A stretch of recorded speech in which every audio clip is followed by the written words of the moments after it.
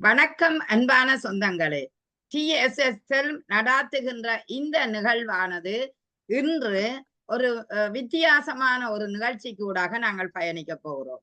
அதாவது உங்களுக்கு எல்லாம் தெரியும், பெரிய காப்பியங்களாக இருக்கிற ராமாயணம், சிலப்பதிகாரம் போன்ற காப்பியங்களுள் ஒன்றான இந்த ராமாயண காப்பியத்தை மிகச் சிறப்பான முறையிலே அதன் கதையை உங்களுக்கு சொல்வதற்காக மங்கையர்க்கரசி சிவசுப்பிரமணியம் அவர்கள் இணைந்திருக்கிறார்கள். உண்மையிலேயே மிகச் சிறந்த ஒரு ஆளுமை உள்ள பெண் ஆகத்தான் இவரை நாங்கள் பார்க்கின்றோம். காரணம், இவர் MA தமிழ் லிட்ரேச்சர் படிச்சிருக்கிறார். அதை விட 3 குழந்தைகளுக்கு தாயாக இருக்கின்றார். அதை விட சமூக சேவைகளாம் எந்த ஒரு பெண்ணும் குடும்ப விடயங்களோட இருப்பார்கள். ஆனால் இவர் சமூக சேவைகள் பல செய்து வருகிறார். பல போட்டிகளில் கலந்து கொண்டு பல பரிசுகள் பெற்றிருக்கின்றார். அதை விட அவர் தமிழ் மங்கை பிளேலிஸ்ட் என்ற ஒரு யூடியூப் தளத்தை கூட இயக்கி வருகிறார். இதுல அவருடைய பார்த்தோம் என்றால் இப்படியான ஒரு சிறந்த பெண், அதை விட கைவினை பொருட்களை அழகாக செய்து காட்டக்கூடிய ஒரு அற்புதமான ஒரு கைவினத்திறன் உடைய பெண்ணாக நாங்க பார்க்கின்றோம். உண்மையிலேயே பெண்கள் என்றால் நாட்டின் கண்கள் என்று சொல்லுவார்கள். அந்த வகையிலேயே ஒரு சிறந்த பெண்மணியை நாங்கள் இன்றைக்கு சந்திக்க போகின்றோம்.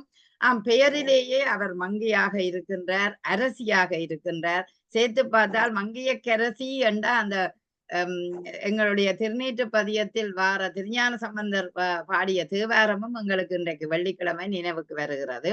அப்படியான ஒரு சிறந்த பெண், உண்மையிலேயே அன்பு பண்பு அத்தனையும் நிறைந்தவர். எப்படி இந்த ராமாயண கதை இன்றைக்கு புலம்பெயர் தேசங்களில ராமாயணமே அந்த கதையே தெரியாம பலர் இருக்கிறார்கள். இவருடைய கதை ஒரு வரப்பிரசாதமாக இன்றைக்கு அமைய போகிறது. உண்மையிலேயே அந்த பெருமாளின் கருணை கொண்டும் இறை ஆசிகளோடையும் நாங்கள் இந்த நிகழ்வை கேட்க போகிறோம். எனக்கு மிக மகிழ்ச்சியாகவே இருக்கிறது ராமாயண கதையை கேட்கும் போது. இவ்வளவு படங்கள் நாங்கள் பார்த்திருக்கிறோம், ஆனா அந்த கதையை ஒருவர் சொல்லும் போது அடுத்த சந்ததிக்கு இதை கொடுக்கக்கூடியதாக ஆசிரியர்களாகிய எமக்குமே இது மகிழ்ச்சியாக இருக்கிறது. அந்த வகையில் நாங்கள் மங்கையை இந்த நிகழ்ச்சிக்கு மகிழ்வோடு வரவேற்றுக் கொள்ளுகிறோம். இனிய வணக்கம் மங்கை அவர்களே. வணக்கம் மேடம். வணக்கம் வணக்கம். நீங்கள் இந்த ராமாயண கதையை உண்மையிலேயே நாங்கள் இதை ஒவ்வொரு வாரமும் 5 நிமிடங்கள் இந்த TSSL இணைப்பின் ஊடாக நாங்கள் நிச்சயம் உங்களுக்கு தர இருக்கின்றோம். நீங்கள் நகுடாவின் சிந்தனை சிதறல் என்ற யூடியூப் தளத்தினூடாக நீங்கள் பார்க்கலாம் என்றதை உங்களுக்கு சொல்லிக்கொண்டு இப்பொழுது மங்கை அவர்களுடைய அந்த ராமாயண கதை ஆரம்பத்திற்கு அழைத்து செல்லுகிறோம். இது தொடர் 1. வணக்கம் மங்கை. விநாயக துதியோட ஆரம்பிக்கலாம். நிச்சயம். பாலும் தெளிதேனும் பாவும் பருப்பும் இவை 4ம் கலந்துனக்கு நான் தருவேன். கோலம் செய் துங்க கரிமுகத்து தூமணியே நீ எனக்கு சங்க தமிழ் 3ம் தான். இந்த தமிழ் ராமாயணம் மகாபாரதம் இது 2ம் நம்ம ஆன்மீக இதுல சிறப்பா இருக்கு. வால்மீகி அறம் ராமாயண கதைகளும் நீதிகளும் இந்த புத்தகம் நல்லி குப்புசாமி அவர்கள் எழுதினது. நல்லி குப்புசாமி அவர்கள் பல்கலைக்கழகம் என்றே சொல்ல வேண்டும், 80க்கும் மேற்பட்ட புத்தகங்கள் எழுதியிருக்காரு. தமிழ்ல ராமாயணத்தை வால்மீகி அறம் என்றும் மகாபாரதத்தை வியாசர் அறம் என்றும் இவர் எழுதியிருக்காரு. புதிய கோணத்துல நம்ம முதல் பாகம் பார்க்கிறோம். முதல் பாகம் கிரௌஞ்ச பறவைகள். வால்மீகி பால பருவத்துல காட்டுல வேடன் அவர்கள் கூட வளர்ந்து வந்தாரு. அவர் வளர்ந்து வந்ததுக்கு அப்புறம் அவருடைய இயற்பெயர் அவரு ரத்னாகரன் அவருடைய இயற்பெயர். ஆனா வால்மீகின்ற பேர் அவருக்கு வந்தது. இப்ப கிரௌஞ்ச பறவைகள் முதல் பாகம் பார்க்கிறோம். இந்த ரத்னாகரன் காட்டுல திருடனா இருக்காரு. போற வரவங்க எல்லாம் வழிமறிச்சு அந்த பொருட்களை வாங்குறதுதான் அவருடைய தொழில். அப்படி இருக்கும்பொழுது ரிஷிகள் அந்த பக்கமா வந்துகிட்டு இருக்காங்க. அந்த காட்டுல அந்த ரிஷிகள் கிட்ட இருக்கிற பொருளை பறிக்கிறதுக்காக போவாரு. ஆனா அந்த ரிஷிகள் என்னப்பா இந்த பாவ செயலை நீ செய்றிய, நல்லதா இது ஏன் இப்படி பண்றன்னு சொல்லிட்டு கேட்கும் பொழுது அவரு சொல்றாரு, எனக்கு குடும்பத்தை காப்பாத்துறதுக்கு வேற வழி தெரியல, நான் இப்படிதான் செய்தாகணும் அப்படின்னு சொல்லும் பொழுது, நீ குடும்பத்துக்காக பாக்குற ரேட்டு பாவத்தை அவங்களும் சுமப்பாங்களா? நீ வீட்டுக்கு போயிட்டு அவங்க கேட்டுட்டு வா, நான் பணம் சம்பாதிச்சு கொண்டு வந்து உங்களுக்கு தரேன், நீங்க பாவத்தையும் நீங்க ஏத்துக்கிறீங்களான்னு கேட்டுட்டு சொல்லும்போது குடும்பத்துல இருக்கிறவங்க சொல்றாங்க, நீ குடும்ப தலைவன், நீதான் செய்யணும், பாவத்தெல்லாம் நாங்க சுமக்க மாட்டோம், நாங்க ஏத்துக்க மாட்டோம், நிர்தாட்சியமா சொல்லிடுறாங்க. அப்படியே ரிஷிகள் கிட்ட சொல்றாரு. அத சொல்லும் பொழுது அவரு ஐயோ என்ன இப்படி சொல்றீங்களேன்னு சொல்லிட்டு, நீங்க நான் சொல்ற மந்திரத்தை நீ படி, அது போதும் சொல்றாங்க. என்ன மந்திரம்னா மா ரா, மா ரா, இத நீ சொல்லு நல்லா இருப்பேன்னு சொல்லிட்டு அவங்க போயிடுறாங்க. இவர் என்ன பண்றாரு, அந்த மரத்தடியிலே உட்காந்துட்டு மா ரா, மா ரா, மரா மரா மரா மரா மரா மரான்னு சொல்லும் பொழுது ராம ராம ராமன் வந்துட்டு அவரு சொல்லிக்கிட்டே இருக்காரு. சொல்றாரு, அவரை சுத்தி என்ன நடக்குதுன்னு தெரியல, அவரை சுத்தி புற்று வளருது. அவரை சுத்தி புற்று வளரும் பொழுது அவருக்கு ஒண்ணுமே தெரியாது, சொல்லிட்டே இருக்காரு. மறுபடியும் ரிஷிகள் ரத்னாகரா வெளியே வான்னு சொல்லிட்டு அவரை வெளியே வர வச்சுட்டு, இந்த அளவுக்கு நீ பக்தியா இருக்கிறிய, நீ ஞானம் பெற்றவனா ஆயிட்ட, இனிமே உன்னை வால்மீகி என்று அழைக்கிறோம், நீ வால்மீகியா இருக்கணும் அப்படின்னு சொல்றாங்க.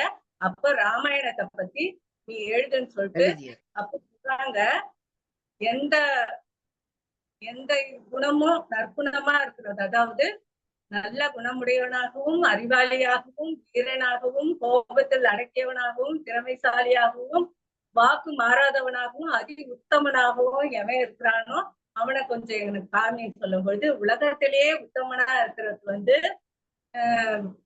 இஸ்வாகு குலத்தை சேர்ந்த தசரதனோட மகன் ராமன். அந்த ராமர் நீங்க சொல்றதை விட மேலானவர் சொல்லும்போது, சரி ராமாயண கதைகள் எழுதுன்னு சொல்றாங்க. அந்த இடத்துல நாரதர் வராரு. அந்த நாரதரும் நீ ராமாயணம் எழுதுன்னு சொல்றாரு. அப்போ அவரு சரின்னு சொல்றாரு. அவரு பார்த்ததை விட மனக்கண்ணால எழுதினதுதான் அதிகம். அப்போ அந்த வழியா அவரு அன்னைக்கு குடிக்கிறதுக்காக போறாரு கங்கை நதிக்கரையில. அந்த நதிக்கரையில தெளிர்ந்த நீர், தமசின்னு ஒரு நதிக்கரை, கங்கை நோக்கி போகும்போது தமசின்ற நதிக்கரையில குளிக்கிறாரு. குளிக்கும் பொழுது அந்த மரத்துல கிரௌஞ்ச பறவைகள் ரெண்டும், ஆண் பறவையும் பெண் பறவையும் கொஞ்சம் கொலாவிக்கிட்டு இருக்குதுங்க. அந்த நேரம் ஒரு வேடன் அம்புல எய்தும் போது ஆண் பறவை இறந்த போது, இறந்ததுக்கு அப்புறம் பெண் பறவை கதறி கதறி அழுவுது. அப்ப அழும்போது அந்த வேடனை பார்த்துட்டு இவன் வால்மீகி என்ன பண்றாரு, சாபம் இட்டுறாரு. சாபம் இட்டதுக்கு அப்புறம் அந்த வேடனுக்கு சாபம் இட்டுட்டு வரும் பொழுது அவர் யோசிக்கிறாரு, சாபம் இட்டுட்ட மொழிய அவர் மேல தப்பு இல்லை, அவருடைய தொழில் அதுதான், வேடனோட தொழில் அதுதானே, பறவை விலங்குகள் கொள்றது தானே, நம்ம சாபம் விட்டது தப்புன்னு சொல்லிட்டு அவருக்கு தோணுது. அது சொல்லிக்கிட்டே வராரு. அவனுடைய வேலையை அவன் செஞ்சான், நம்ம இப்படி பண்ணிட்டோம்னு சொல்லிட்டு வரும்போது பரத்வாஜர் இந்த வரிகளை கவிதையா எழுதிட்டாரு.